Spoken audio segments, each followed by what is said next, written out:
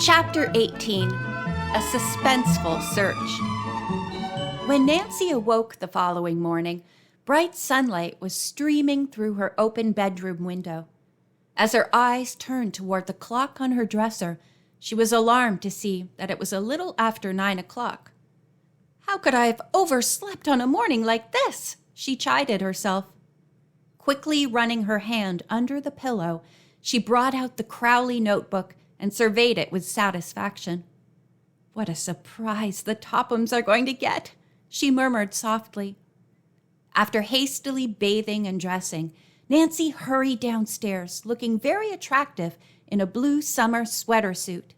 She kissed Hannah Gruen, who said a cheery good morning, and told Nancy that Mr. Drew had already left for his office. "Oh dear," Nancy said. "I wonder if he forgot our date." "No, indeed," the housekeeper replied. "He phoned Judge Hart and expects word from him by 10 o'clock. He'll let you know the result.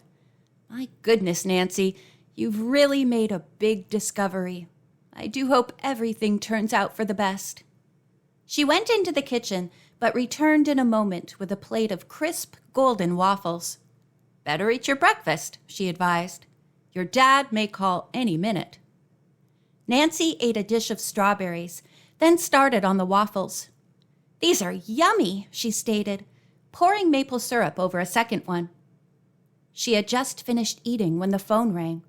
Mr. Drew was calling to say Judge Hart had made arrangements at the bank.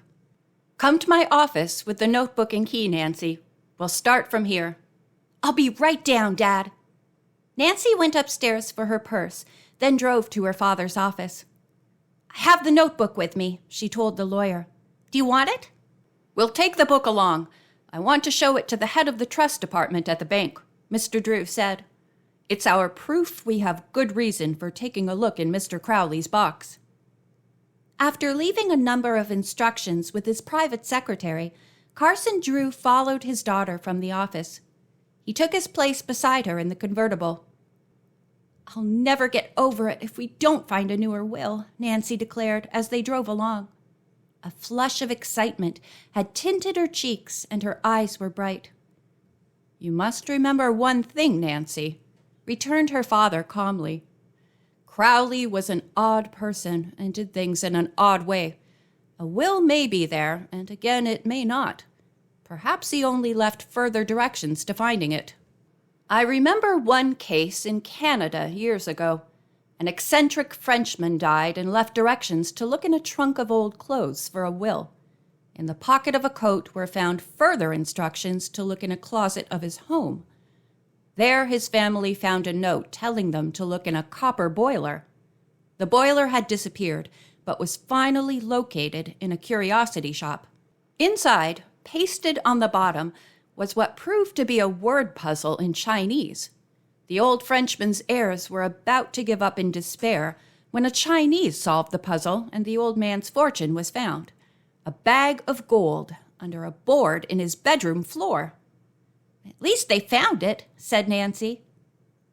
The trip to Masonville was quickly accomplished, and Nancy parked the car in front of the Merchants Trust Company. Father and daughter alighted and entered the bank. Mr. Drew gave his name and asked to see the president. After a few minutes' wait, they were ushered into a private conference room. An elderly man, Mr. Jensen, arose to greet them. The introductions over, Mr. Drew hastened to state his mission. Before he could finish the story, the bank president broke in. "Judge Hart has told me the story. I'll call Mr. Warren, our trust officer." He picked up his desk phone, and in a few minutes Mr. Warren appeared and was introduced. Nancy now brought out the notebook, opened it to the important page, and handed it to the men to read. When they finished, Mr. Jensen said, "What a mystery!" Mr. Warren pulled from his pocket the file card which the owner of Box 148 had filled out in the name of Josiah Johnston. The two samples of cramped handwritings were compared. "I would say," Mr. Drew spoke up, "that there is no doubt but that Crowley and Johnston were the same person." "I agree," asserted Mr. Jensen, and his trust officer nodded. "Then there's no reason why we shouldn't open the box?" Mr. Drew asked. "None," Mr. Warren replied. "Of course, nothing may be removed, you understand." "All I want to see," Nancy spoke up, "is whether there is a will in the box, the date on it, who the executor is, and who the heirs are." The bankers smiled, and Mr. Jensen said, "You're hoping to solve 4 mysteries all at once. Well, let's get started." With Mr. Warren in the lead, the 4 walked toward the rear of the bank to the vault of the trust department. A guard opened the door, and they went through. Mr. Jensen took the key from Mr. Crowley's notebook, while Mr. Warren opened the first part of the double safety lock with the bank key. Then he inserted the key from the notebook. It fitted! In a moment, he lifted out deposit box number 148. It was a small one and not heavy, he said. "We'll take this into a private room," Mr. Jensen stated. He, Nancy, and Mr. Drew followed the trust officer down a corridor of cubbyhole rooms until they reached one not in use.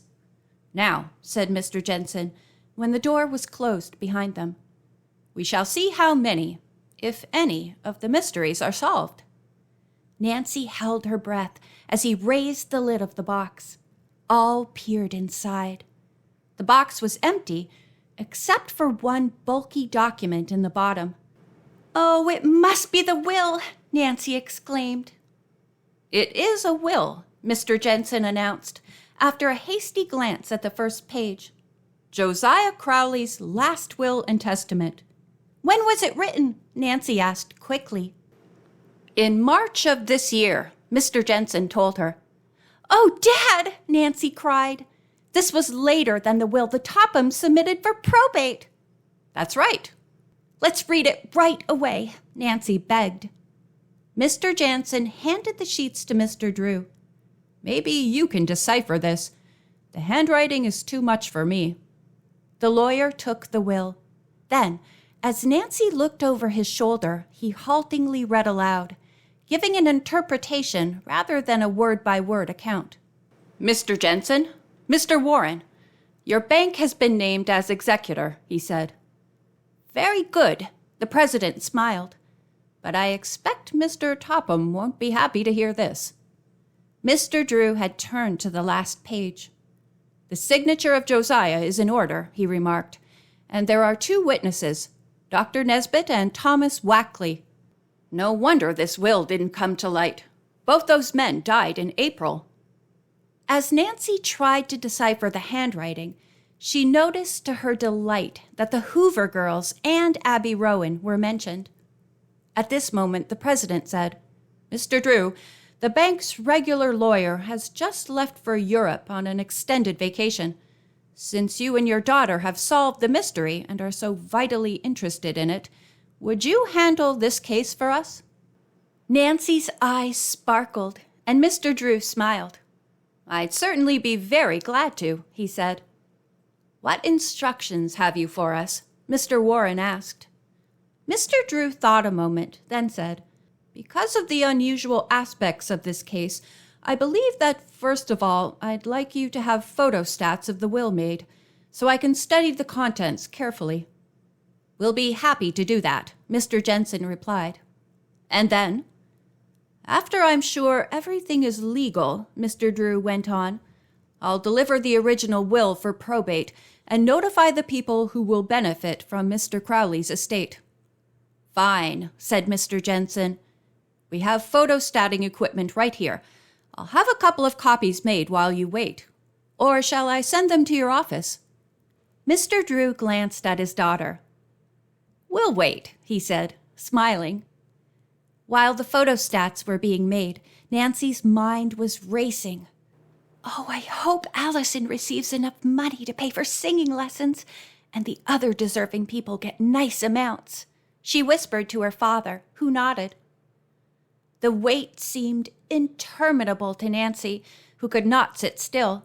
She walked back and forth until finally her father remarked teasingly, "You're like a caged lion." Nancy pretended to pout. "At least I'm not growling," she said, and Mr. Drew grinned. Soon a messenger brought back the will, together with 2 photostats of the document. "Thank you," said Mr. Jensen, who handed the photostatic copies to Mr. Drew. "I'll work on this at once," the lawyer promised, as he put the papers in his briefcase. Then he and his daughter left the bank. Mr. Drew insisted that he and Nancy stop for lunch and refused to let her look at the will while they were waiting to be served. "Relax, young lady," he warned.